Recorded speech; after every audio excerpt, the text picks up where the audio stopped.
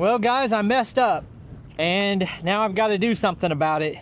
And the first thing I've got to do about it is come on the camera and let you guys know that I messed up, just in case there are some people who are about to try to do the same thing I did and try to save you guys from having the same problem that I did. So let me show you what I'm talking about. This is my 14K dump trailer, loaded to capacity. This thing's gonna be 15,000 pounds or more for the weight of the trailer and the contents.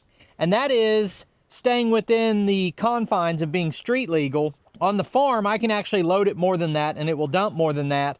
And a lot of times on the farm, you don't know the weight of what you're hauling. So I may have had 20,000 pounds back here on one of my trips. I'm pulling it with the TYM 574. And in the first video where I set this up, I was towing this with the 3-point hitch. And I did that once and I said, you know what?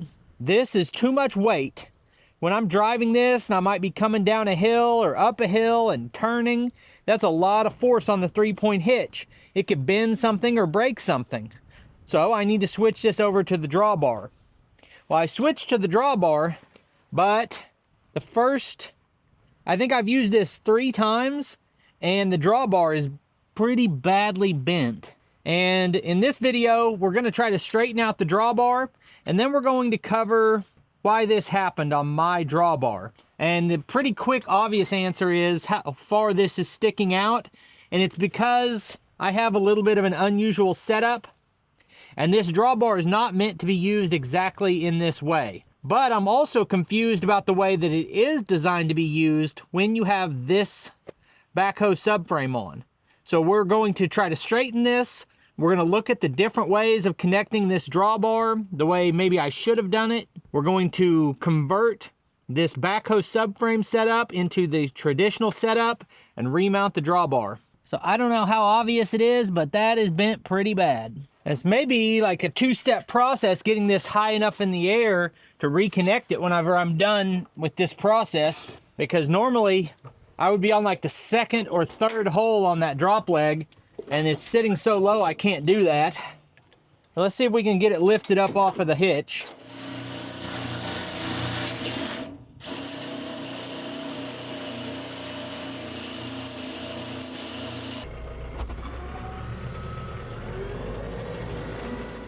If you guys follow the channel, you know that this is not a how-to channel. This is a guy trying to figure it out channel. And whenever I was setting this up, I was looking at it and saying, you know, I don't really think this is the way this is designed to be used.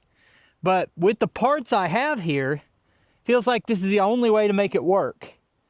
And we'll get more into that in a minute. First thing we got to do is see if I can straighten this thing out, because I don't want to buy another piece.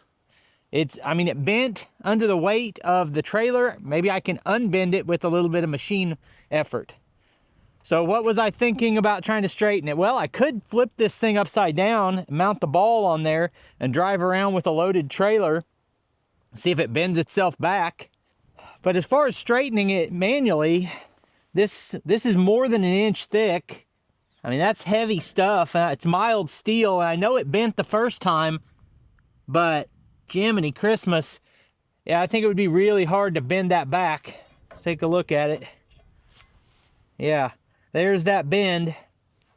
So if we flip it upside down and slide it in until it doesn't want to slide anymore, maybe I can push down on it.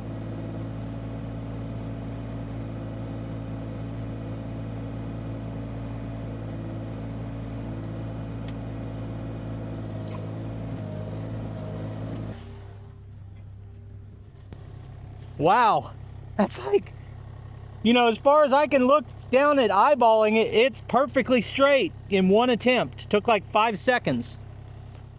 Okay, yeah, I should be hired to do metal straightening, I guess. Show up with the excavator. That's pretty darn good. Good enough for me anyway. So let's do a little refresher course on the way my tractor is set up and why I had it the way I did.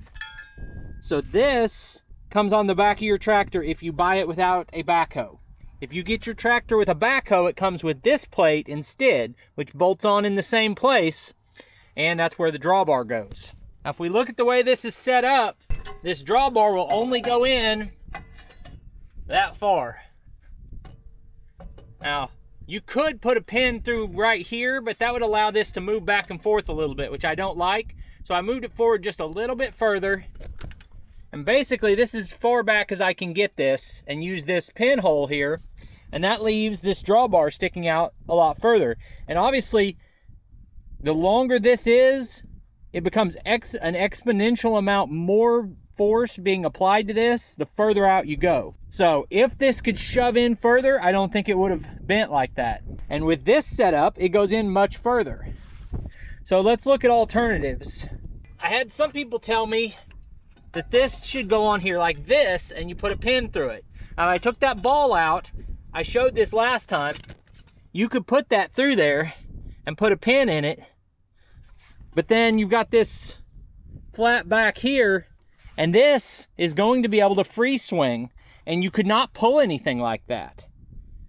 I mean, technically you could on flat ground, but as soon as you go downhill, this thing could swing over and run into the back of your tractor. So that can't be, in my mind, the way it's supposed to work. Now, again, I'm no expert here. There's plenty of things I don't understand, and if I'm missing something, tell me about it. Now, I believe the way this is designed to be used is just for lighter weight equipment and towable equipment where your piece goes in between here. I don't know what to call that tractor hookup system where you drop a pin through both of these and your attachment connection, but I believe that's how this is supposed to be used. And yes, I put the lock washer on the wrong side of the steel on this ball.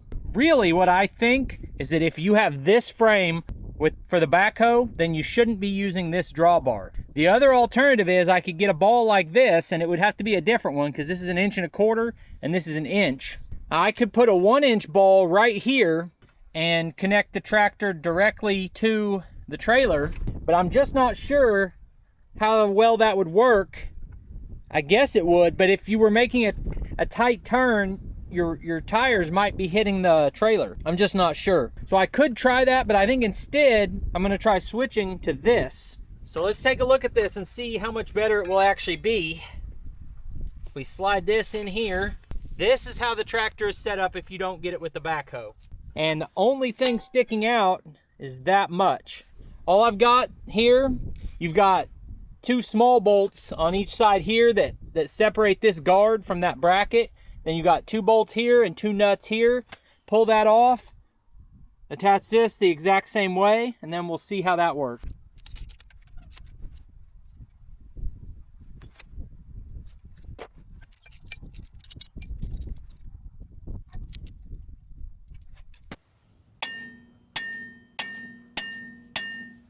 Okay, I was trying to pull this off and it seems locked down tight. I got up under there and looked, and there's 2 more bolts on the underside of this. Actually, there might be 4 more bolts. I can't tell. I'll get down there and take a look. So if anyone needs to do this, I can give you the order of operations. You take off these 4 bolts, then you grab it and try to pull it off. If it won't come off, start hitting it with a claw hammer. And then if it still won't come off, try using a screwdriver to wedge in behind it and pry it off, and then hit it some more, and then remove the other 4 bolts that attach it from underneath. Works every time. Ugh.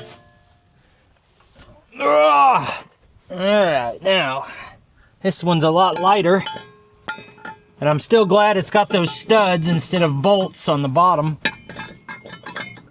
so it can just set up there. Okay, now that sucker slides in right there. She's nice and tight. It sticks out further than it would have if I had just put the ball on directly, but there's no longer all that pressure on the drawbar. It actually wiggles out about that much. And then I put the pin in from the bottom and then put a keeper in it. So that gets us most of the way there, and I think it would work like this. But it's still not the best way to do it. And if I've come this far and I've already messed up once, I might as well get it right.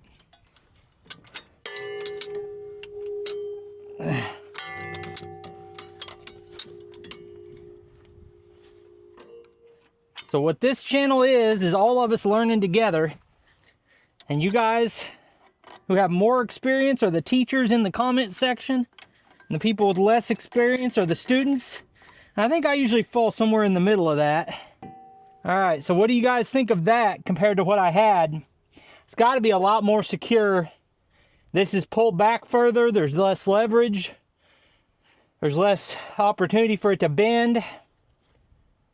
It sets a little bit lower, but this is mounted directly to the drawbar. It just seems like it's got to be better, right? The drawbar goes all the way up under the transmission.